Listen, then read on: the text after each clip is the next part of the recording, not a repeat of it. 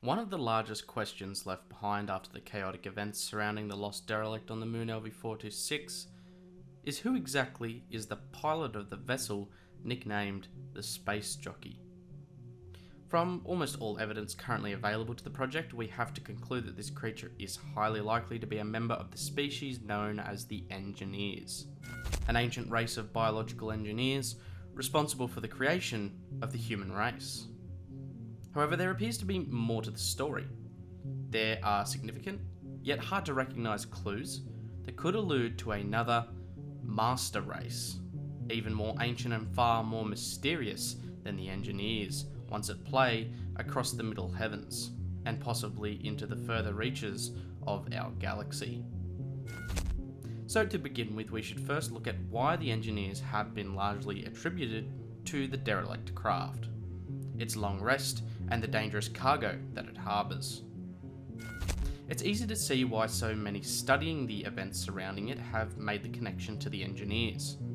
Using the images provided, you can see that both the Engineers' juggernaut and the derelict craft both appear to be of a common design, almost indistinguishable from their exteriors. The general architecture appears to be near identical as well. Coming to the actual pilot and its chair situated within the derelict itself, it would appear upon first glance to be very similar, if not identical, to the pilot and its chair aboard the Engineers' juggernauts that we have seen previously, both on LV-223 and Planet 4, likewise known as Paradise. All of these similarities and near indistinguishable details appear to suggest that the derelict was in fact just another engineer vessel, and that the pilot was none other than an engineer. But now we should start to look at all the evidence stacked against this claim, and I think we will begin to find as we go along that it is very unlikely that either the ship or the pilot is an engineer. Going back to the exterior and interior designs for a moment, we need to make a closer analysis. Now, while they are very similar and near identical is not identical. The derelict differs from the Engineers' previously observed starcraft in many minor ways, but none more than the specific construction and architecture used in its design. The derelict is far more organic looking in its appearance. Whilst the juggernaut seems to have organic inspiration behind their designs, the derelict actually appears to be constructed at least some part from organic materials, making it seemingly a biomechanical technology. Now don't get me wrong, the juggernauts do in fact possess a limited amount of biomechanical and biointerfacing technologies, the best examples of which being the Engineers' sarcophagus hypersleep chambers as well as the juggernauts' piloting chairs. However, the juggernauts do not appear to have much in the way of construction materials that resemble anything directly biomechanical. One of the largest differences between the two vessel types that suggests the pilot of the derelict might not be an engineer is, evidently enough, the piloting room. Call it the pilot, flight, or chair room, it doesn't really matter. This is the room that sets these two vessel types apart dramatically.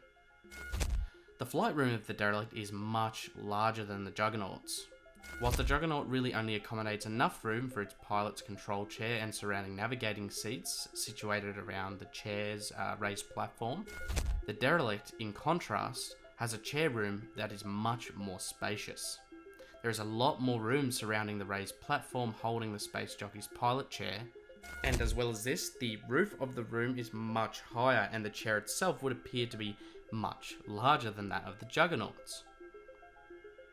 The scale of these two simply don't match up in any way, shape or form.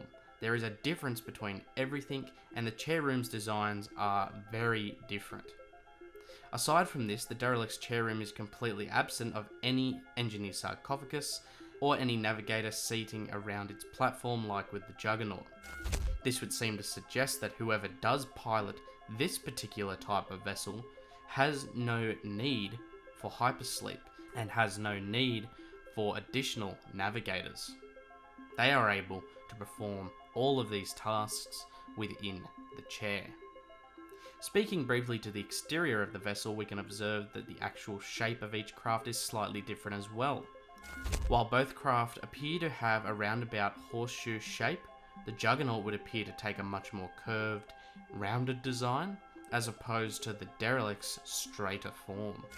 Now, I would like to acknowledge that the discrepancies in the ships might be due to the vessel being a different class or otherwise different type of ship at the engineer's disposal. It's possible that the differences between the Juggernaut class and what we would call the Derelict class for now is due to each vessel being constructed for a different role or purpose, as well as considering the fact that they could be a newer or older model of the same vessel, with either one being possibly the older or otherwise outdated version of the other.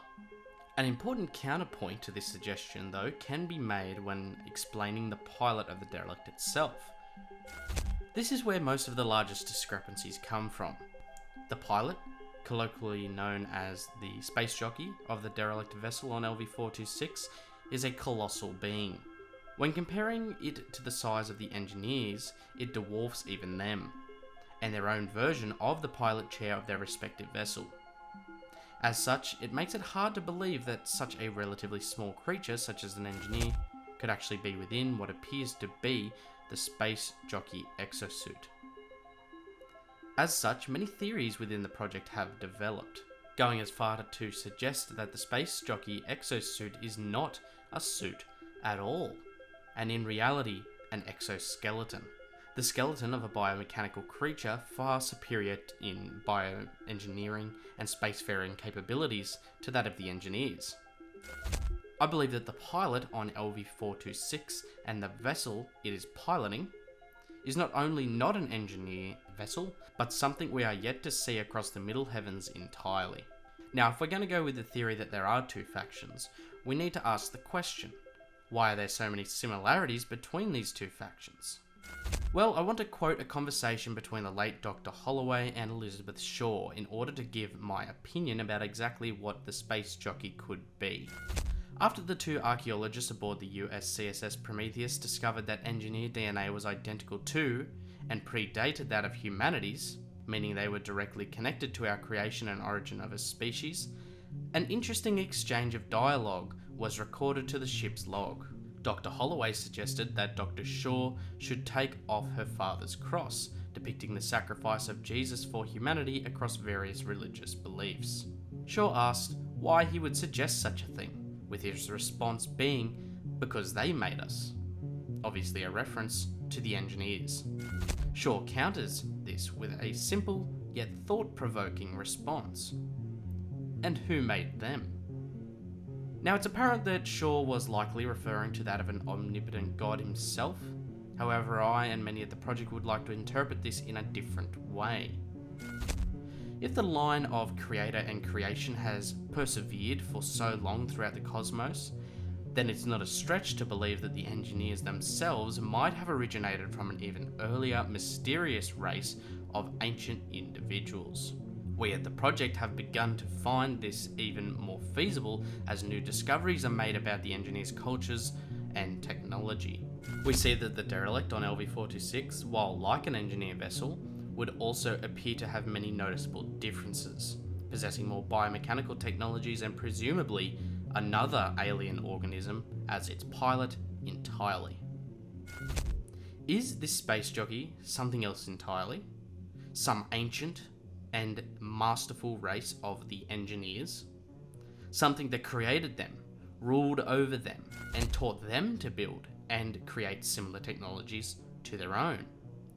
Did the engineers turn against them and steal all of their technology, recreating it in their own idyllic version, paying homage to their fallen masters through art and technology? Does this explain the discrepancies between the engineers' technology and that of the tech found on LV-426?